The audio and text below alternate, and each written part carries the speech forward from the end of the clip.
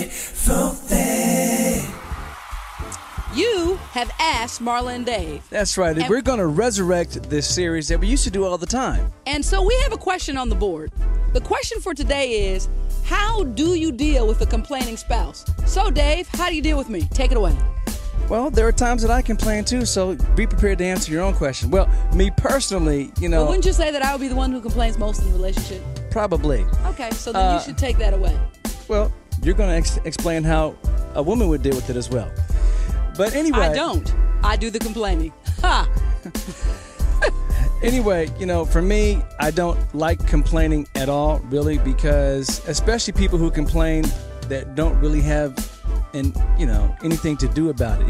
If you have a solution for your complaint, issue your complaint, or even if you don't have a solution, issue the complaint and then let's deal with it. That's the way I work personally. Sometimes complaining just feels good. That's why I do it sometimes. It's like unloading a stack of bricks that you've been carrying for a long time. But how do you deal with a complaining spouse? You really have to give them their space to actually understand that their complaints are really something that they need to deal with on their own. And that's the truth. And recently, I will share this with you. I have actually made a pact with myself to do less and less complaining, because in reality, what I really learned is no one really cares and no one really wants to hear your complaints, because unless you have an action to back it up, you're just making a lot of noise. So stop making noise, start taking action, stop your complaining, and deal with yourself, and you will cut out a lot of the issues in your own life. Don't look at somebody else, look at you.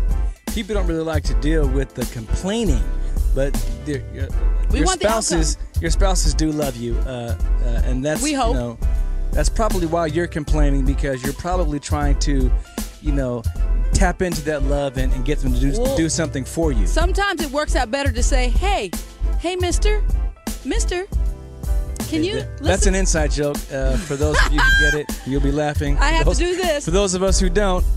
Anyway, the bottom line is that's what you need to do. You need to basically, you come forward and try to rearrange your complaints to something that can be dealt with in a constructive way. Complaining for no reason is for naught, and nobody wants to hear it. Mainly your spouse. And also, another thing is you can get stuck in that rut where you just won't be happy.